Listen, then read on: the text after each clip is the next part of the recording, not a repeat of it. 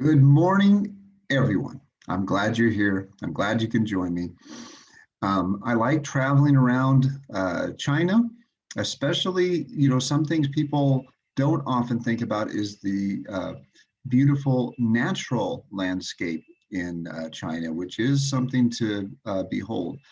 So we always think of the crowded cities, oftentimes, but there are incredible rivers and farmlands and forests and crazy mountains like the ones behind me. So I'm out in rural China today, and we're going to read a story from the Qilin Purse. The Qilin Purse.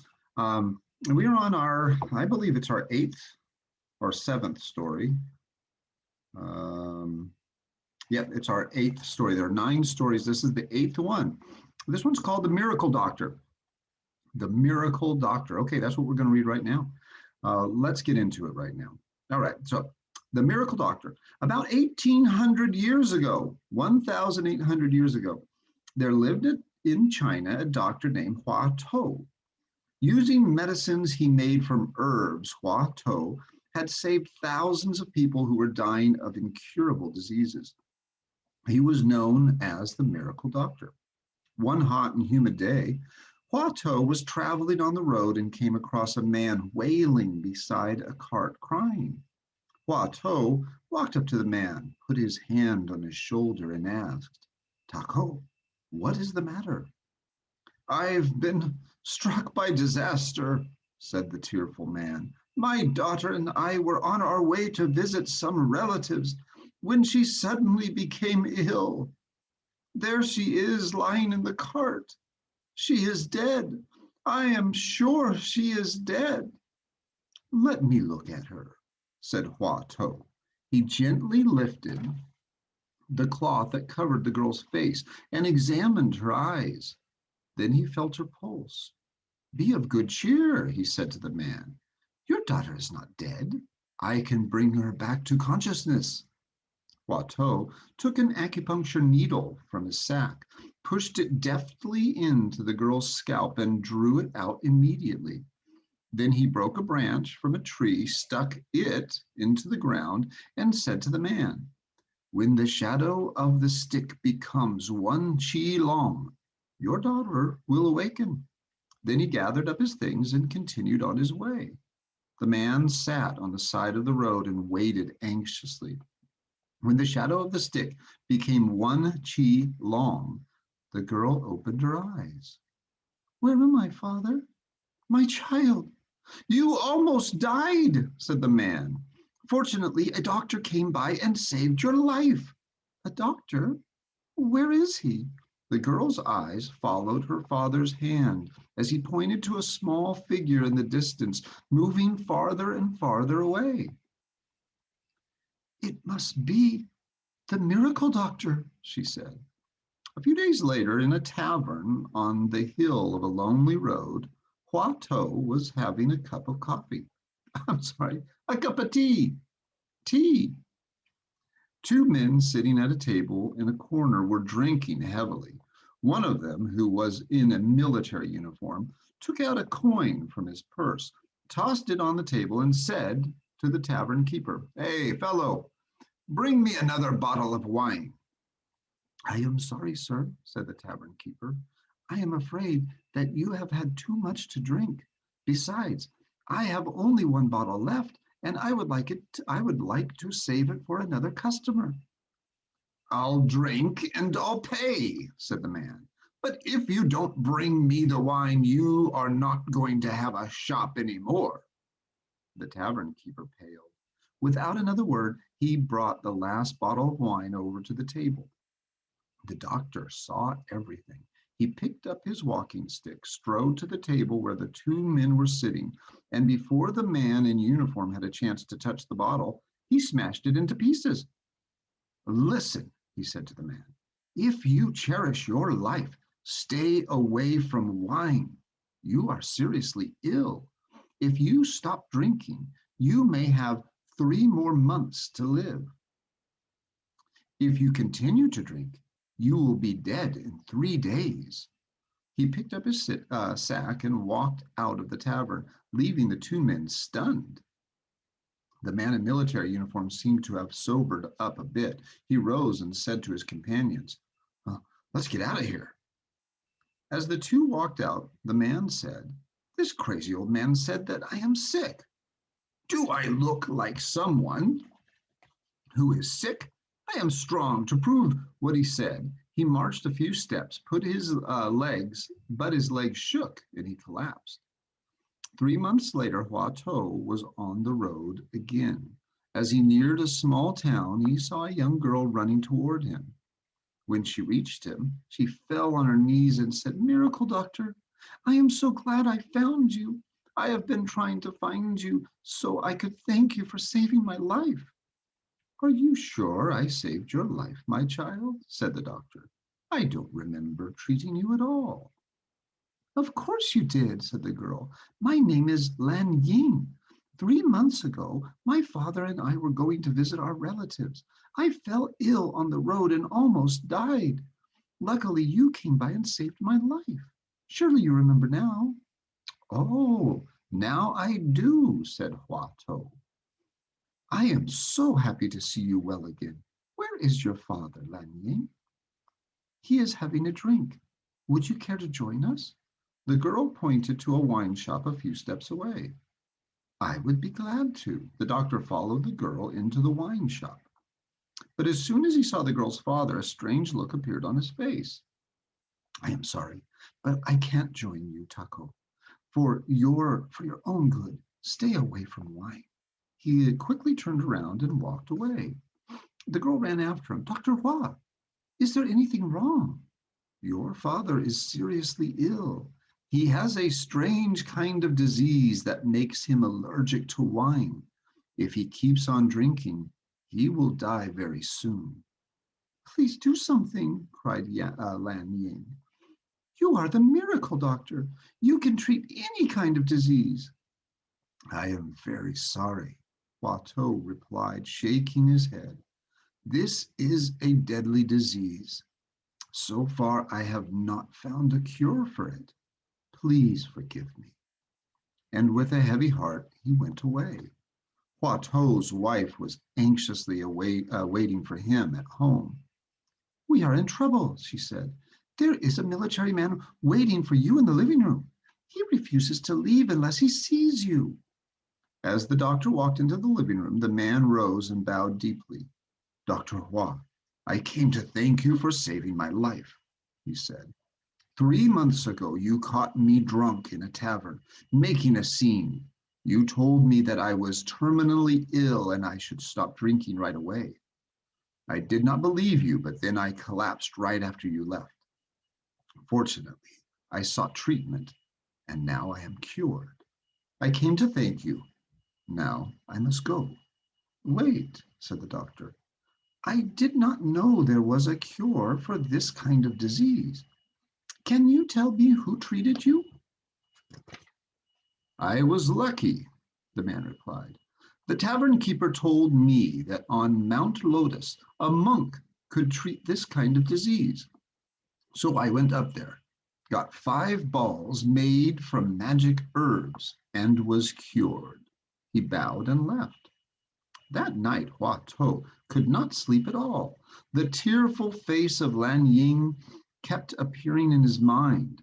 Hua To, he said to himself. You are unworthy of the name Miracle Doctor. Hundreds of people are dying of this terrible disease, and you can do nothing to stop it. You must go up the mountain to find out about the magic cure. But that was no easy task. The doctor knew all too well that the monk would never give the secret formula of his herb medicine to an outsider. Hua To would have to become a monk first. So he changed his name to Shuo Fang. Can you remember that? Hua To, the miracle doctor, changed his name to Shuo Fang and traveled to Mount Lotus.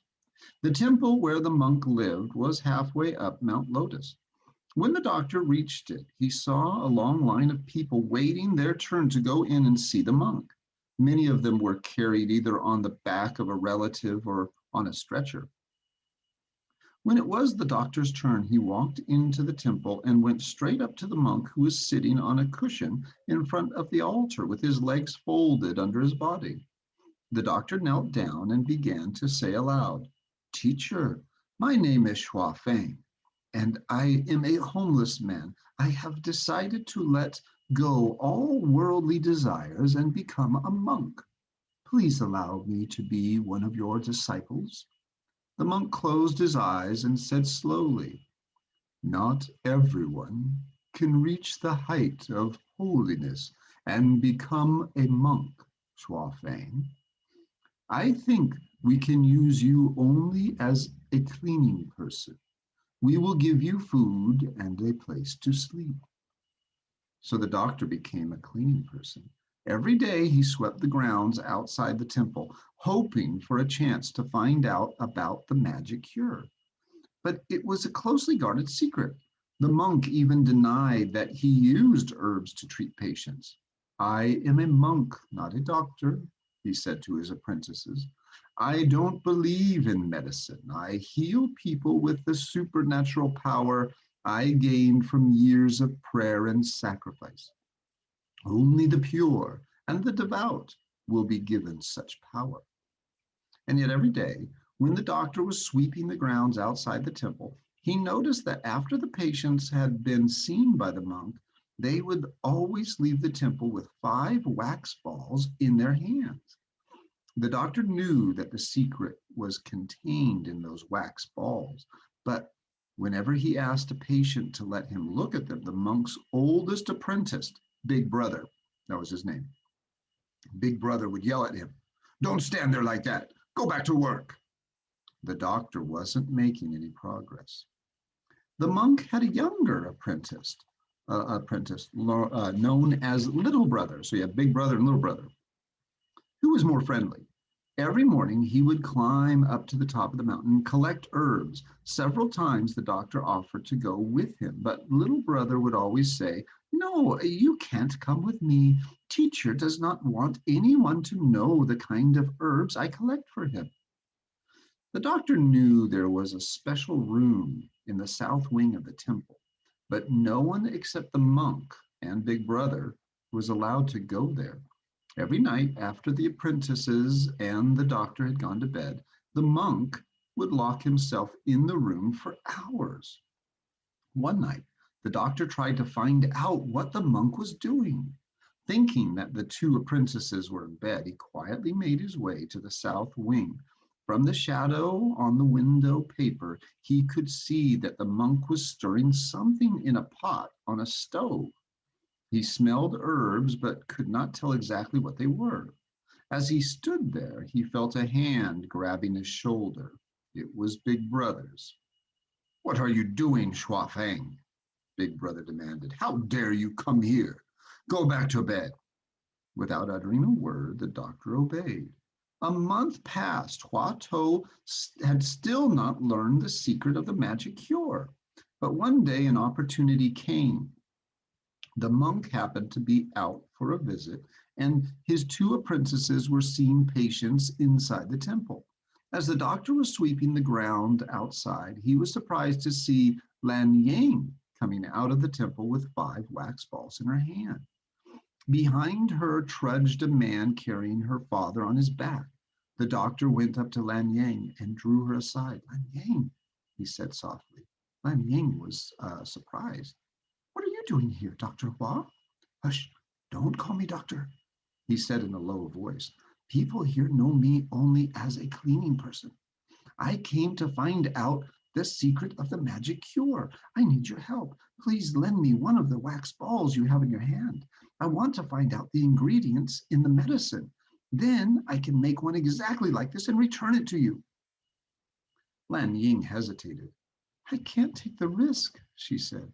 "Big Brother said that my father needs to take 1 ball a day for 5 consecutive days. If he misses one, he will die." "My child," Lan Ying's father called. He had also recognized the doctor. "You can't say no to Dr. Hua. He saved your life. I trust him." Slowly, the girl handed the doctor one of the wax balls. Take it, doctor, but please remember that my father's life depends on your returning it on time. I promise you I will make one exactly the same as this and bring it to you on the 5th day, said Hua Tuo. Where are you staying? We will be staying at an inn near the foot of the mountain. I will find you there, said the doctor. The doctor ran back into his room and shut the door. He peeled off the wax and dissolved the herb ball in water. He dipped his fingers in the mixture and tasted it. How strange. His formula is exactly the same as mine. We have been using the same kind of herbs to treat that deadly disease. But why is it that my medicine doesn't work? Is it because the yellow flowers that grow on this mountain are more powerful than the ones I use?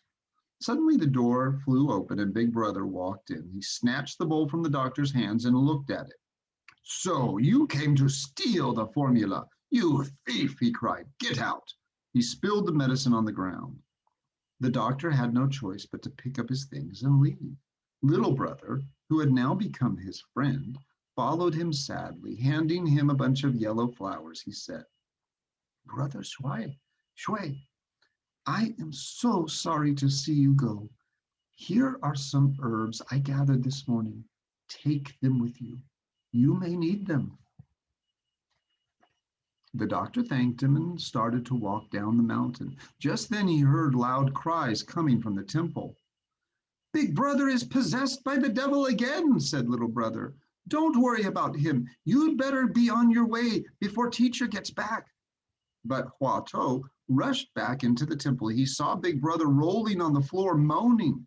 He checked the man's eyes, felt his pulse, and then pressed his abdomen. He could tell that the man was seriously ill and would die if he did not have surgery at once. But should he do it? He might not have time to get away before the monk came back. Get me some wine, he told Little Brother, who came in after him. Hua Tuo took a paper package from his sack and poured the contents into the bowl of wine that Little Brother brought him. Go out and keep a watch for teacher. If you see him coming, cough loudly. Hua Tuo pried open Big Brother's mouth with a chopstick and forced the medicine down his throat. The man became still. The doctor took out a small knife and started to operate on the man's abdomen. Just when he finished the surgery, he heard Little Brother coughing. Hua Tuo quickly covered the incision with a clean cloth, gathered his things and a bunch of yellow flowers, and hurried out of the temple only to find himself face to face with a monk. The monk looked at the yellow flowers in the doctor's hands.